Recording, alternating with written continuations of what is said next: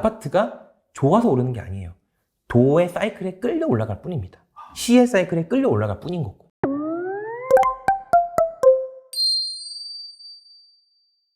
나는 대출 없이 영원으로 소형 아파트를 산다. 저자이신 잭파시님 모셨습니다. 네. 안녕하세요. 안녕하십니까. 안녕하세요. 간단하게 안녕하세요. 좀 소개 좀 부탁드립니다. 네. 예. 저는 네이버 블로그로 지금 잭파시 갭투자 연구소라는 이제 블로그를 운영하고 있고요. 저번 주 19일 날 나는 대출 없이 영원으로 소형 아파트를 산다라는 책을 제가 출간을 했습니다. 이제 딱 출간한 지 일주일 정도 됐는데 네. 이렇게 저를 불러주셔서 감사합니다. 저희가 나와주셔서 저희가 감사하죠. 예. 근데 딱 봐도 네. 젊으시단 말이에요. 그죠? 네.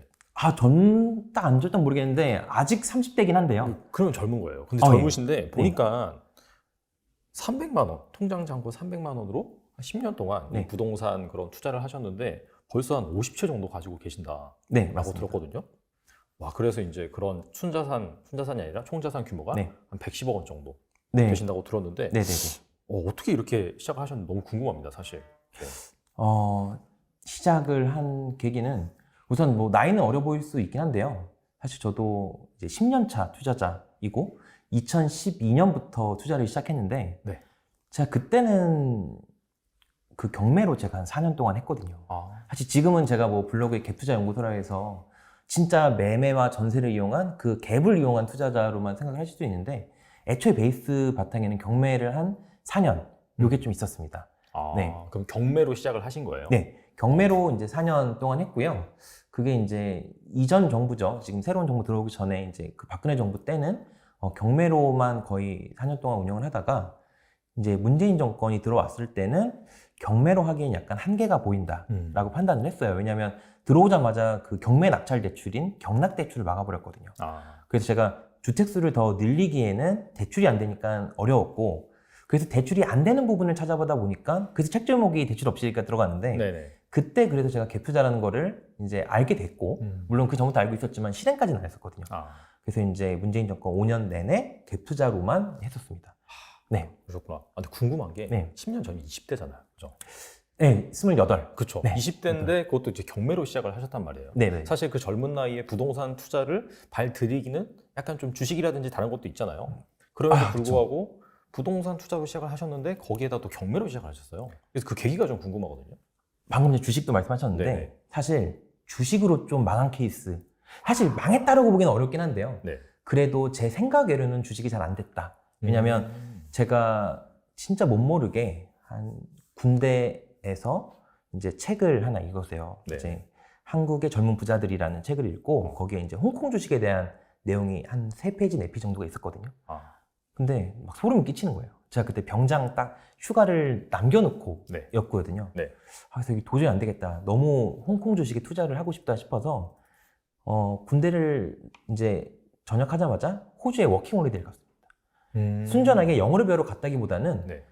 돈을 벌고 싶었어요. 그래서 이제 언어가 필요도 없는 그런 그 설거지. 그러니까 영어로는 키친핸드 이렇게 얘기하는데 네네.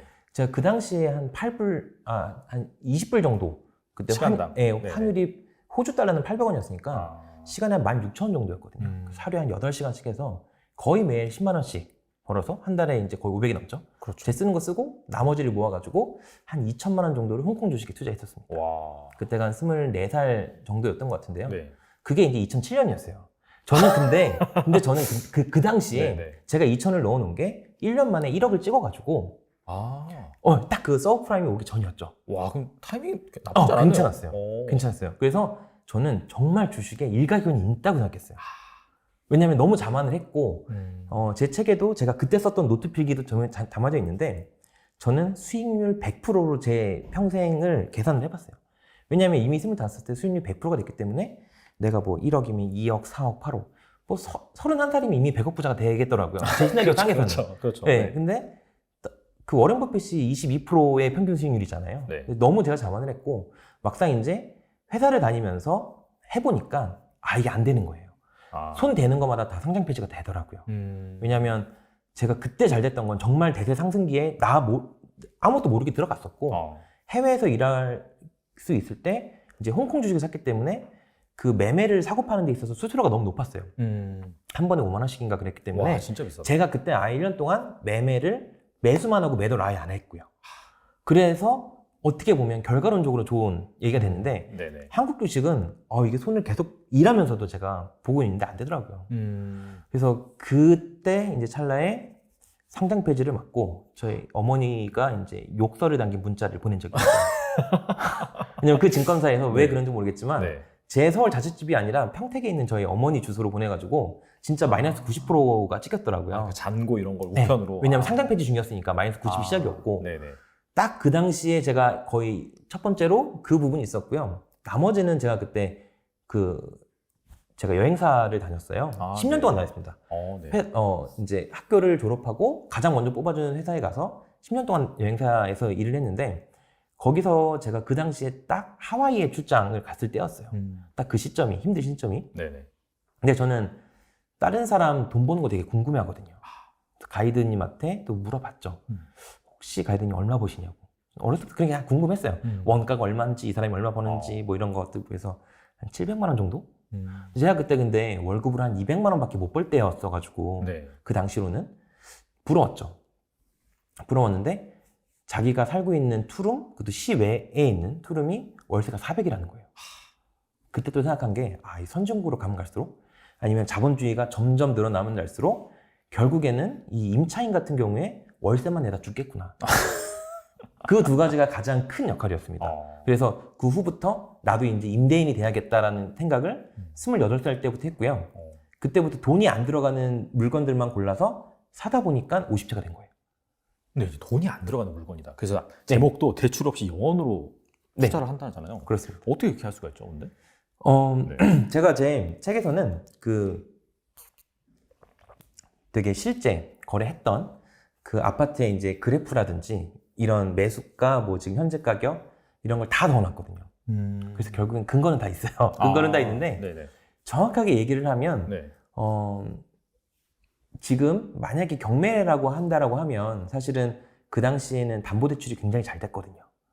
약간 좀 부동산 규제가 완화되는. 그렇죠. 약간 그때 좀... 만약에 뭐 1억이라고 하면 담보대출이 70%는 무조건 나왔었고 그러면 내가 경매로 이거를 사니까 만약 그대로 8천만 원에 이 집을 살 수 있다라면 7천 원은 이미 나한테 빌려주잖아요.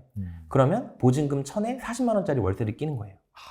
그러면 내 돈이 아닌 이제 담보대출 은행의 돈과 그 다음에 월세입자의 돈이 합쳐져서 나는 결국에 돈이 하나도 들지 않았었죠. 근데 그렇게 하다가 벽에 부딪힌 게 이제 더 이상 담보대출을 하지 않았기 때문에 이 방법이 제가 하다 보니까 그때 한 10채 정도 했었거든요. 똑같은 방법으로. 그때가 그러면 투자하신 지 네. 몇 년 정도 됐을 때요? 한 3, 4년 차. 3, 4년 차? 네, 나이로는 한 32, 3까지도. 그러면은 네. 그 시기별로 따진다라고 2015년?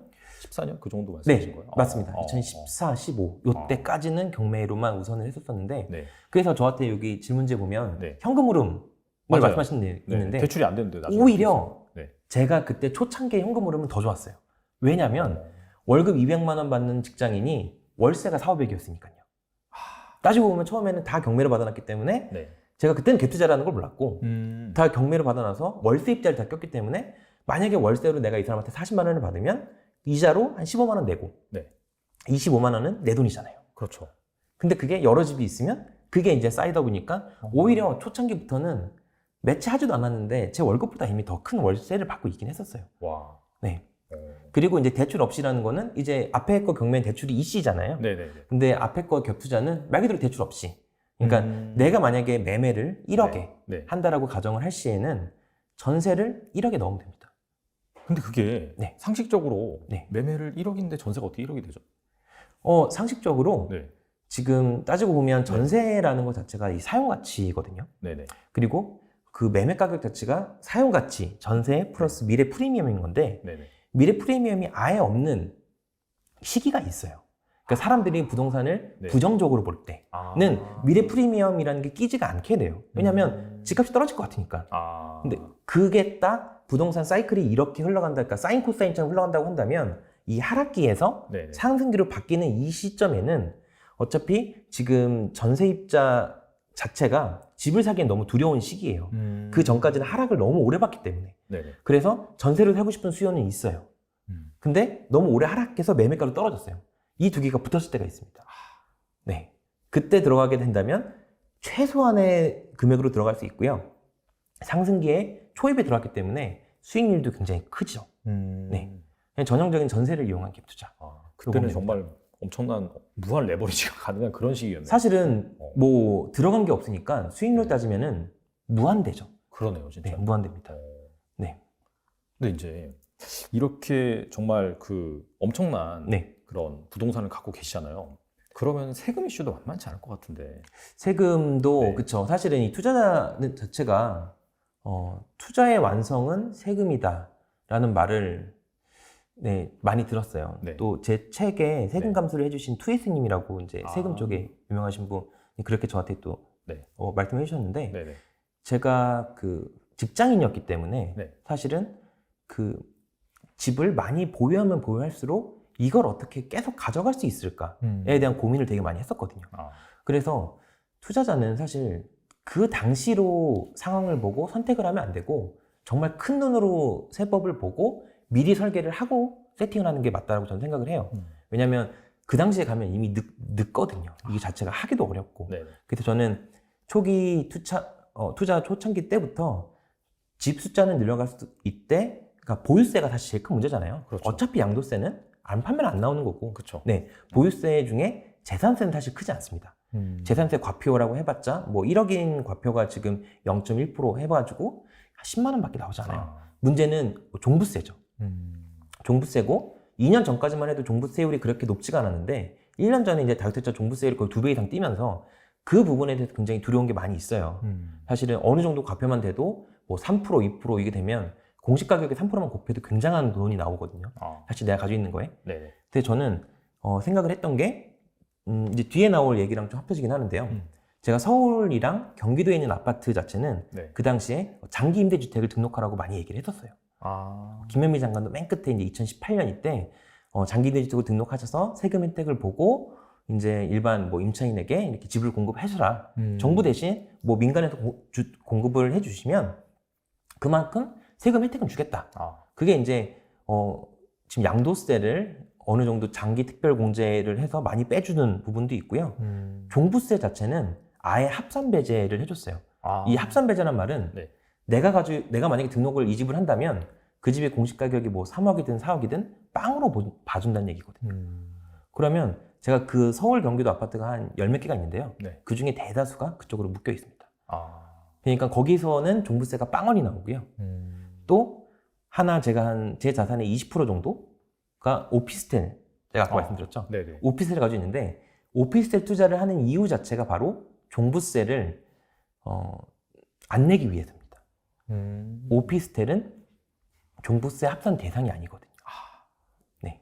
그렇게 따지면 제 거에 큰 걸로 봤을 때 서울 수도권의 아파트와 이제 서울에 있는 오피스텔이 빠져버리면 나머지 이제 내야 되는 부분들이 지방에 있는 지방저가주택 1억 이하의 아파트들 플러스 서울과 인천에 있는 노후빌라 요거밖에 안 남거든요. 근데 걔네들은 공시가격이 매우 낮아요.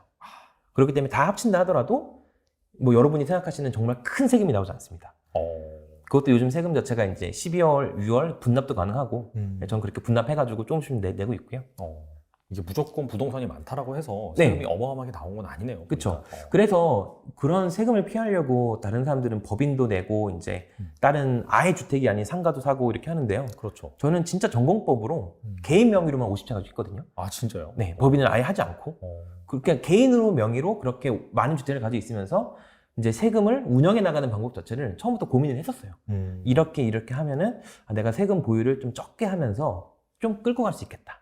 네. 그리고 세금이 나오는 부분 자체는 처음은 어렵지만 점점 주택 수가 많아지면 뭐 매도하는 게 생기고 전세금 증액하는 게 생기고 이래서 현금 수단이 자연스럽게 되거든요. 네. 알겠습니다.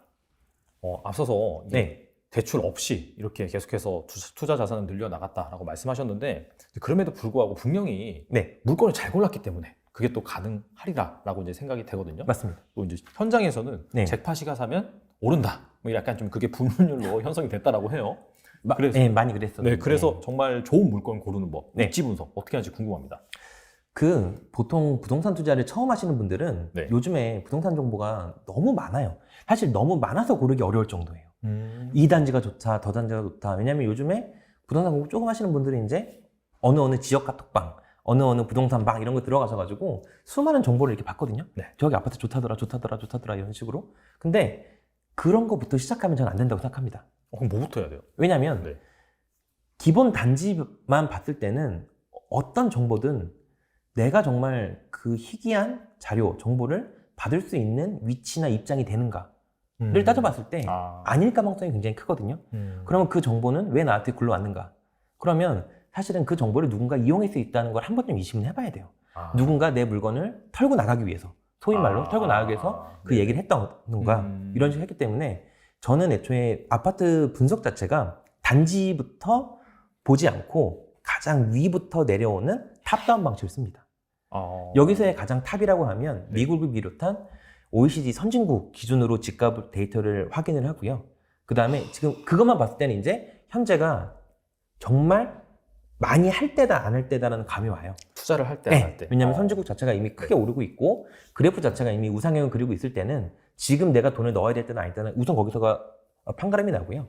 그럼 이제 우리나라와 이제 거의 비슷해요. 왜냐하면 작년 같은 경우 이제 KB 시세로 한 17% 정도 우리가 오를 때 미국 같은 경우에는 그 케이스 실러 지수로 한 19% 정도 올랐거든요. 우리나라가 더 올랐어요? 더 올랐어요. 더 오르고 올해도 더 오르고 있고. 근데 우리나라 뭐 보면은 너무 많이 올랐다 얘기하지만 사실은 뉴질랜드, 캐나다 이런 데는 25%씩 올랐어요. 그러니까 우리나라 제일 덜 올랐네. 우리나라가 사실 많이 오른 건 아니었거든요. 그래서 항상 우리나라의 집값을 오르는 거를 보는 거는 먼저가 아니고 선진국들이 오른 거에 비교를 해봤을 때 이게 우리나라 생각보다 오른 게 아닌데? 이런 거를 하는 감이 좀 있어야 돼요. 그래서 내가 돈을 넣을 때 날 때는 그거 우선 생각을 하고요. 전 제일 중요한 데이터 분석으로는 도단이라고 생각합니다. 이제 해외를 봤죠. 우리나라를 봤고 그다음 도단위, 시단위까지 전 데이터 분석을 하거든요. 그래서 요 시단위가 내가 들어갈 게 확실하다라고 선택을 했을 때는 시 안에 있는 모든 단지를 다 조사합니다. 그 중에 제일 저평가된 걸 고르기 때문에 성공할 수밖에 없는 거고요. 한 단지만 모은 게 아니니까. 왜냐면 아까 제가 말했던 그 카톡방의 정보를 한 단지만 아니라 그 단지 옆에 이런 거를 큰 눈으로 보다 보면 오히려 기회가 더 많은데 그걸 놓치는 경우가 많거든요. 네. 그러니까 이제 나무를 보지 말고 숲을 숲을 먼저 보면서 보죠. 거기서 이제 괜찮은 입지를 그쵸. 고른다. 큰 빅데이터, 더 크면 클수록 좋을 빅데이터를 시작으로 해서 점점 내려오면 내려올수록 이 하는 과정 자체가 뭐냐면 내 리스크를 해지하는 과정이거든요, 사실. 그러니까 내가 어느 정도 도 단위에서 쳐내고 여기 돈은 아직 아니다. 여기 돈은 괜찮은 타이밍이다. 도 안에서는 지금 도도 인구수로 만약에 비교해봤을 때 상위 계열이 확 있어요. 그러니까 서울은 뭐 어차피 강남, 강북 이렇게 정해져 있는 입지가 있잖아요. 지방도 마찬가지거든요. 인구수대로 만약에 경북이라고 한다면 포항의 인구가 제일 많겠죠. 그렇죠. 포항부터 먼저 시세가 상승하게 되고 그 다음 이제 구미 40만, 그 다음 경주, 그 다음 안동 이렇게 이제 가게 되고 전북이라고 한다면 전주부터 당연히 인구가 제일 많이 뛰니까 시세가 먼저 움직이겠죠. 그 다음에는 군산, 인산 이렇게 나눠지게 됩니다. 그래서 도 단위 사이클을 안다라고 하면 그 다음 시 단위에서 분석하는 건 굉장히 쉬워요. 도가 맞다라고 하면 그 시에서는 제일 인구가 큰 걸 먼저 잡으면 되거든요. 근데 내가 만약에 도 단위를 공부를 할 때 좀 늦었어, 남보다 늦었어는 그러면 이 시에서는 이미 가장 인구가 많은 시는 투자자가 선진입을 했을 거예요. 왜? 이미 도 사이클이 워낙 좋았으니까 그 중에서도 1순위인 시 단위에서 그 시에서도 제일 중요한 이제 분양권이라든지 그다음 대장주라든지 이런 거 먼저 투자자들이 1차적으로 사게 되거든요. 그럼 이제 판단을 하는 거죠. 그 이제 큰 시에 나머지 구축을 사느냐 아니면 아직 시 단위로 사이클이 약간 느린 나머지 인구가 좀 적은 아까 말대로 하면 전주를 들어갔는데 전주가 내 타이밍이 늦었다라고 하면 군산, 익산을 노리느냐. 네, 그런 식으로 볼 수 있습니다.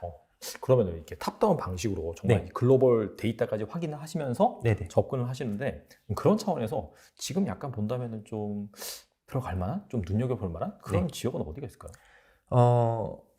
여러 가지 빅데이터를 살펴봤을 때 사실 수도권 자체는 이게 2013년부터 오른 장이기 때문에 당연히 이게 상승장이 끝이 아닌가라고 생각하시는 분들이 굉장히 많아요.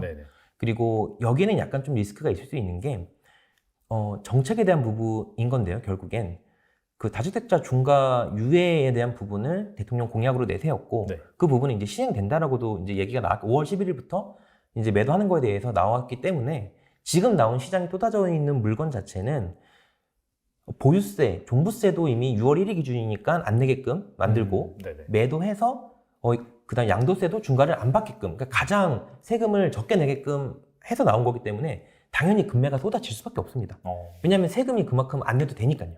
그러면은 좀 약간 좀 조정을 받겠네요. 그렇죠. 그러면? 그러니까 지금은 아직 때가 아니다라고 보고요. 아. 좀 만약에 지금 상태에서 말씀을 하시는 거라면 네. 아직 광역시 자체도 좀 아니라고 보는 게 수도권이랑 광역시랑 사이클이랑 되게 비슷해요. 근데 광역시가 아닌 일반 그 이제 지방 8도라고 얘기를 하면 지방 8도는 그 수도권 광역시와 사이클이 좀 달랐어요. 물론 광역시에서도 울산, 부산은 약간 비슷하긴 한데요.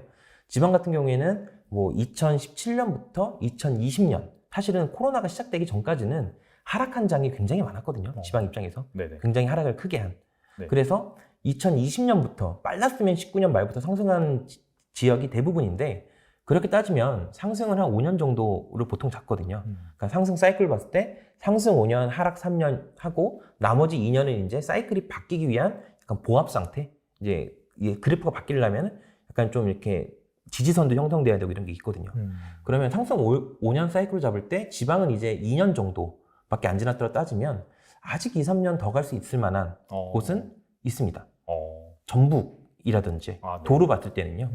그 다음에 충북, 충북 괜찮고 경북이나 경남 요 정도까지는 괜찮다고 봅니다. 제 생각에는. 이제 일반적으로 이렇게 생각하기로는 네. 어차피 이제 수도권 불패라고 하면서 이쪽으로 네. 계속해서 집중화 되니까 지방을 볼 것 없다라고 이제 일반적으로 사람들이 말하는데 또 실제로 들여다본다라고 한다면 네. 이렇게 이제 수도권이라든지 지방이 약간 디커플링 현상 이런 네. 것들 때문에 오히려 약간 수도권이 억눌려 있을 때 그쪽이 좀 부각을 받을 수 있다. 그렇게 볼 수도 있겠네요. 맞습니다. 그리고 저는 결국 우리가 투자를 하는 사람 입장에서는 사업이잖아요. 네. 망하면 안 되잖아요. 그렇죠. 현금 흐름도 안 좋아지면 안 되잖아요. 그래서 뭐 어떤 테마나 어떤 지역 하나에 몰빵 이건 진짜 저는 위험하다고 보거든요. 그러니까 누군가는 저에게 공격적인 투자자라고 얘기는 하는데 제 블로그에도 써있지만 전 되게 보수적인 투자자입니다. 왜냐면 사실 최근에 뭐 수십 대 탔다는 사람 많이 있지만 짧은 기간을 사신 분들 되게 많거든요. 사실 최근래에. 근데 저는 이 기간이 10년이라고 본다라고 하면 사실 크게 매수 매도를 하지 않은 거예요. 그러니까 굉장히 넓은 기간을 통해서 이제 한 거였고 그 보수적으로 생각을 하면 저 같은 경우 수도권을 한 60% 정도에 제가 그 자산 대비 해봤을 때 제 네. 물건의 위치가 되어 있고요. 그 다음에 나머지 40%를 지방 8도에 네네. 가지고 있습니다. 그래서 혹시나 수도권이 이제 하락으로 움직였을 때에 대한 대비가 지방에서의 디커플링 또는 제가 서울에 지금 강남 오피스텔을 한 5개 가지고 있거든요. 네네. 그것도 월세화를 시킬 계획으로 가지고 있는 거기 때문에 하락장이 왔을 때 그 월세로 인해서 우선 하락장이 견디고 네네. 살아남아야죠. 그렇죠. 보통 부동산 사이클이 한 10년이라고 본다면 네네. 저번 사이클 그러니까 한 2007년, 8년 2000년, 2007, 8 이때까지 네네. 굉장히 성공했던 분들이 이번 사이클에 나타나지 않은 경우가 되게 많거든요. 왜냐하면 이것도 잘 생각해 보시면 보통 저와 같이 갭 투자로 자산을 늘렸다라고 가정을 했을 시에 네. 만약에 제가 1,000만 원을 넣고 투자를 해요. 1억짜리를. 네. 그러면 그 1억짜리가 1억 5천이 됐어요. 그럼 1,000 투자해서 5배를 번 거죠. 근데 보통 부자가 됐다고 얘기하는 사람들은 그런 거를 한 개 한 게 아니라 한 수십 개 해요. 보통 한 50개 하겠죠.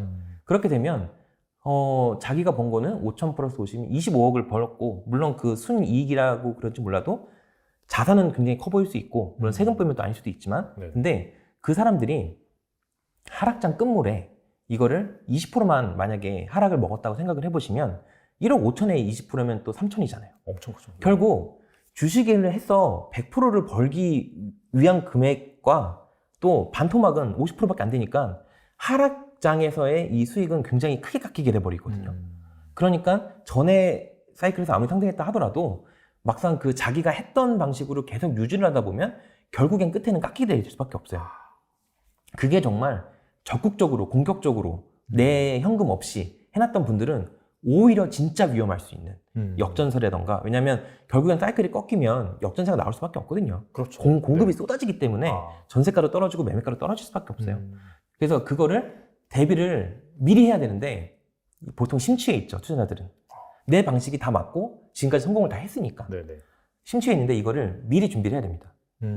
왜냐하면 진짜 하락장이 전 아직 아니라고 보는데 된다라고 하면 우리나라가 사람들의 심리가 굉장히 차갑게 식어요. 잘 아시겠지만 네이버만 봐도 부동산 얘기가 하루에도 수십 개가 있고요. 신기하게 어제의 부동산과 오늘의 부동산은 또 다르대요. 그러니까 하루에도 한 번씩 시세가 막 바뀌는 이런 상황에서 지금 대구만 해도 사실 뭐 하락장이다 다들 외쳐대고 있으니까 미분이 엄청났죠. 이 하락에 대한 가속도는 굉장히 심하거든요. 그러면 그 하락장 초입을 내가 알고 있었다 하더라도 대비는 못해요. 늦어버린 겁니다. 왜? 동시에 던져버리기 때문에 내가 내 물건을 팔 수가 없어요. 그리고 기존에 전세 가지고 있는 것도 월세로 돌리기도 어려운 게 전세금을 빼줘야 되잖아요. 이 현금흐름 만들기도 굉장히 어려워요. 그래서 저 같은 경우에는 한 2년 전부터 하락장을 준비했습니다, 사실. 네. 준비해서 이번 사이클 살아남고, 하락장에 살아남고, 다음 상승기 때 다시 나타나가지고, 나는 잭팟이다 다시 하기 위해서 살아남았는데, 그게 이제, 포트폴리오를 제가 아까 이제 수도권과 지방을 말씀드렸고, 또 여러 가지 제가 이제 물건의 타입도 다양하다. 뭐 아파트, 오피스텔, 빌라, 분양권도 있고 다 하고 있는데 그것도 다양하다. 여기서도 약간 포트폴리오를 짜면서 리스크를 낮춘 형태가 되거든요. 마지막 포트폴리오가 이제 전세와 월세를 약간 좀 월세화를 많이 시켰어요. 그러니까 지금 갭투자들은 거의 다 전세를 끼고 있을 거예요. 그쵸, 맞아요. 거의 다 전세를 끼고 있어서 힘들게 시세 올라가는 것만 보고 있을 텐데 저는 한 2년 전부터 제가 경기도 서울에 사놨던 아파트들이 그때 당시 뭐 갭 1000, 갭 2000으로 한 2억 정도의 25평 아파트를 많이 샀거든요. 지금 한 6, 7억 정도 다 올라오긴 했는데 근데 그때 전세도 마찬가지로 2억이었어요. 왜냐하면 갭이 차이 얼마 안 났다는 거는. 근데 전세가 만약에 2억을 줬던 게 현재 3억 5천까지 올라왔다라고 하면 전세 오른 부분만큼만 저는 월세를 받습니다. 그러니까 준전세라고 하는 거예요, 사실은. 그러면은 시세에서는 그 3천만 원당 10만 원씩으로 바꿀 수 있거든요. 그러니까 1억 5천이라면 한 50만 원 정도. 보통 더 공격적인 사람이라면 전세가 1억 5천을 딱 내가 받을 수 있으면 더 받아서 또 집을 여러 개 사겠죠. 저도 그런 욕심도 있긴 있었는데 뭐 그렇게 하기도 하지만 어느 정도에 대한 부분은 이제 아예 보증금은 그대로 두고 오른 부분만큼은 월세로 받아서 월세 전환을 많이 시키고 있고 이런 부분도 리스크 대응 차원이 있거든요. 알겠습니다. 이렇게 말씀을 들어보니까 사실 그 사이클을 어느 정도 분석해서 지금이 상승기인지 하락기인지 그거는 사실 보시는 분들이 부동산에 대한 지식이 얼마 정도인지 모르겠는데 그러니까 저도 투자자들, 특히나 유명한 투자자들도 많이 만나고 하거든요. 근데 그런 분들 만나면은 오히려 쉬운 게 있어요. 대화가 그러니까 다른 언어라고 해야 될까요? 어떤 언어냐면 사이클을 읽습니다, 기본적으로. 그러니까 어느 지역 어때라고 하면 그 지역 상승 사이클이 2년 남았어라고 얘기를 할 수 있을 정도예요. 그러니까 보통의 그런 투자자들은 그런 감은 있는 거예요. 지금 동시점에 전국을 여러 개를 바라보면서 어느 지역은 상승 끝까지 갔고 어느 지역은 아직 상승 초기니까 들어가도 되고 또 어느 지역은 상승 3년 차기 때문에 법인이라면 들어가서 빨리 나와도 되고 개인이라면 들어가서 2년 기본세율을 보기에는 빨리 치고 빠져야 된다. 그러니까 이런 계산 자체가 머릿속에 이미 있어요. 물론 저도 있고요. 궁금한 게 어차피 이제 계속 말씀하시는 게 그 사이클을 어느 정도 이제 간파를 하시고 거기에 맞춰서 방금 말씀하신 것도 2년 전에 이미 약간 좀 리스크 해치 차원에서 전세를 월세로 돌렸다고 하셨잖아요. 그럼 그 사이클을 어떻게 보는지 좀 궁금하거든요. 그러니까 주식 시황도 매일매일 아침에 해주잖아요, 증권사에서. 근데 부동산 시황도 일주일에 한 번씩은 한국감정원, 그러니까 지금은 부동산원이죠. 국토부 산하 부동산원과 KB부동산에서 일주일마다의 데이치를 줍니다. 또 월간 데이터도 따로 나와요. 그런 거 보다 보면 전국에 이번 주에 얼마 올랐고 내려갔고에 대한 사이클, 그러니까 그 정확한 수치가 나오고요. 그 수치를 그래프화를 시키는 거예요. 근데 사실 이거는 예전 투자자들이 뭐 요즘에 어플리케이션이 굉장히 많잖아요. 그렇죠, 많아요. 어플리케이션이 굉장히 많아서 그 어플리케이션이 없을 때나 내가 직접 투자 거부를 하고 했었는데 지금은 사실 그 시세 자체가 나와 있는 어플이 너무 많아가지고 왜냐면 주식과 다른 게 이런 거죠. 어제의 상한가 친 게 오늘 하한가 칠 수 있어요. 주식은. 그렇죠. 가능합니다. 근데 부동산은 어제 상한가 간 게 오늘 한가로 못 가요. 굉장히 그 거시적인 측면인 거죠. 그래서 어떻게 보면 부동산 시세 같은 거는 진짜 큰 항공모함 같다. 비행기를 여러 대신 항공모함 같고 그 배가 방향을 틀기 위해서는 굉장한 시간도 걸리고 물리적인 마찰도 걸린다. 한 번 방향이 틀어지게 되면 그 방향으로 오래 간다. 그렇기 때문에 저점에서 올라가는 구간과 고점에서 내려오는 구간을 그래프로 파악을 할 수가 있습니다. 이것만 사실 제대로 보실 수 있다면 전 굳이 어디 가서 부동산 강의는 안 들으셨으면 좋을 것 같긴 한데 왜냐면 내가 자체적으로 판단을 할 수가 있거든요, 사실. 오. 네, 그것만 알 수만 있다면. 그래서 제 책에도 제가 네네. 실제 사례 16건을 넣어놨는데 네. 그 그래프 안에 제가 매수한 매수 포인트를 점으로 이렇게 찍어놨어요. 동그라미 원으로 해놨는데 네. 잘 보시면 그 단지에서 제가 최저가와 뭐 아주 저렴한 물건을 산 게 아니고요. 그 당시 제가 매수한 시점이 그 도로 봤을 때는 하락에서 상승장으로 바뀌는 타이밍입니다. 그러니까 저는 거시적으로 먼저 그거를 받고 그 안에서 뭐 어떤 아파트를 고르든 상관이 없어요. 왜냐하면 그 아파트 중에서 상승률의 차이는 있겠지만 결국 다 오릅니다. 그 아파트가 좋아서 오르는 게 아니에요. 도의 사이클에 끌려 올라갈 뿐입니다. 시의 사이클에 끌려 올라갈 뿐인 거고. 그러니까 단지의 흐름을 읽는 거는 전 중요하지 않다고 보고요. 도나 시의 상승 흐름을 읽는 게 중요하다고 생각해요.